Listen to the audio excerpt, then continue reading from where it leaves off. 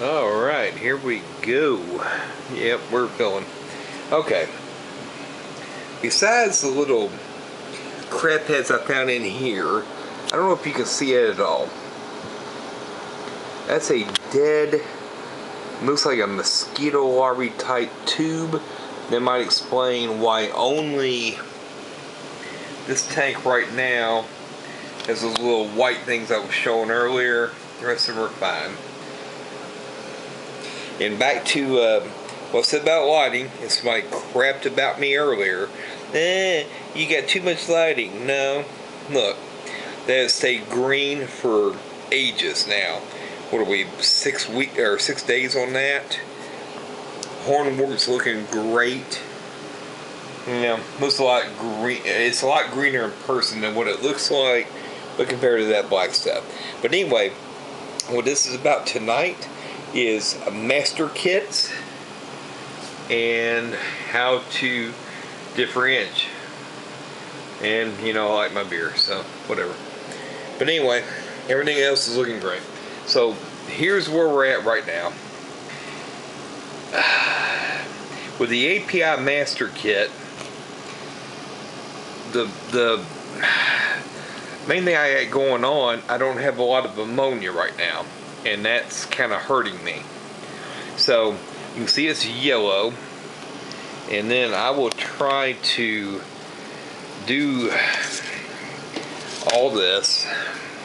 I really need to set a camera up better, but oh my god, am I really doing this? Alright, well, whatever, I'm not gonna do it. But anyway, you'll see the yellow there and the yellow there. I matched them up, they're perfect. You'll see the blue there and the nitrite, perfect. I don't really want it perfect, but that's what I expected there. Was in the nitrates, which is probably around 80 or 160. Cool. I mean, theoretically, that should mean is all I have to do is do a major water change and these tanks are ready. No, not going to do that. Not going to do that. Matter of fact, damn, snails are eating a lot of my algae. Okay, I'm not going to do that. What I'm going to do is dose some more ammonia, and I'll show you in a few minutes. Now, the other ones I have here is going to be the one to the left is GH, and the one to the right is KH. Did I get that right? No, one to the left is KH, the one to the right is GH. General hardness and the KH. So the KH is yellow, which means it ended up being about 4 or 5 drops, which means the pH will be steady over time. So it just helps the pH more than anything else. And grabbing a beer. But the general hardness is kind of what you want. Now I have hard water here, and I'm kind of surprised that the green there, I tested it out, it ended up being something about 10 drops, which is somewhere about what I expected, about 180 ppm. So that means any of my fish anywhere have to get used to this. Now I've got Sunday, I've got 3 more tanks coming, another 20 there, 20 long, another 20 long, another 20 or high, 20 high and 20 high, and then I'm going to put a backboard in and probably do some tents down there for whatever. But the problem is right now, as you can see, I don't have a whole lot of life in here. There is some snails, but what I'm going to do is go ahead and put in some more ammonia to kind of help keep the cycle going. So right now, obviously, with the nitrates, as high as it is, I could do an awesome water change and kind of be ready, but I don't think it's ready to handle the bio load. So I'm going to pause this for a minute and be right back. Alright, kind of back here. But anyway, you got kind of the idea here. And here's what we're going to do. We're going to compare this, which is these Tetra strips. And that's what they are. Okay, we're going to see how they compare to the other tests, which I think are pretty good. I'm probably in the way, but anyway, you dip them for a couple seconds, lie them on the back. And if you'll give me a minute here as we're doing this, then we'll compare them. And I'll do them the best I can. Alright, oops. Again, I'm trying to learn as I go, and I probably suck bad about this. Okay. Oh, crap. Okay. Yep, that ain't working. Anyway. This one, the nitrate is way off the line. I mean, it's 160, 100, whatever. The nitrite is way off the line too. Way in the pink. Well, it doesn't show in there. It shows purple. So, who knows? Hardness about 150. Total chlorine 0. We expected that. I say KH is somewhere about 3 or 4.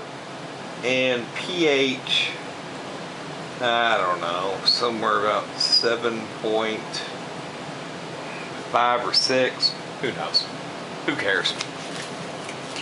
Who cares? My whole point is that, yeah, they're starting to look good. They're coloring up. My whole point is, easily, pH does not matter. You want consistency. You want to make sure the pH is the same day in and day out. Don't add crap to it. Don't add chemicals to it. Whatever. Let the fish adjust. And if you have to acclimate them, acclimate them. You got to let the shrimp acclimate them. Don't screw with pH, okay, at all. Let it go. Because otherwise, you're going to find out time and time again that you're going to be jerking around with it, and then at one day you're going to get it wrong, and one day you're going to have a crash, okay? So don't worry about that. Don't worry about GH, okay? General hardness. It comes out of your tap, you know? There's not much you can do about it. That's the way it comes. The only thing is you got to concern yourself about, don't worry about KH at all. You can't control that either, hardly. I mean, there'll be times that your tank will say, you got 3 KH, and then all of a sudden you've had old tank syndrome and it's 0 KH. It just means it helps the stability of the pH. Again, no big freaking deal. Don't worry about it. Only can control what you can control. What you can control is exactly what you can control, which are those right there. And let me do a cool zoom shot. There you go. Yeah, baby. Okay. Ammonia on the left. Nothing. Nitrite. Okay, the last one got cut off a little bit. But anyway, now since we were reading 0 ammonia, okay, this is ammonia from Ace Hardware. They get behind the camera and make sure it shows it. No sulfates, no nothing. This is what you want to do. Okay? Now what you're going to do is take, you know, one of these and typically put about 1 to 2 millimeters in each tank, because you want to keep the cycle going. Okay? Don't ever put your nose above this crap and breathe it. I promise you. Don't ever do it, because it'll knock your ass out. Whoops. Alright. But anyway, these have been cycled for a while. And so as you can see there, well, maybe you can't. That's about 1 milliliter. Okay, what you're going to do right there in each tank. Okay, these have been cycling for a while, and the main reason is you want to keep the bacteria cycle going. Okay, right there, bam. All right. Ooh, this stuff smells. It's basically, you know, urine. If you want to go that way. Oops, there went all that. But anywho, don't keep this anywhere around pets, whatever. Always, you know, always keep this stuff out of reach. Over there, you know, just keep it out of reach. Always, you know, keep the cap on there. Make sure it's tight. You don't want a kid, you know, anybody getting a hold of that, because it'll screw you up. And what I found out over time on this stuff, it just kind of evaporates, you know, so it's not a huge deal, you know, blah blah blah.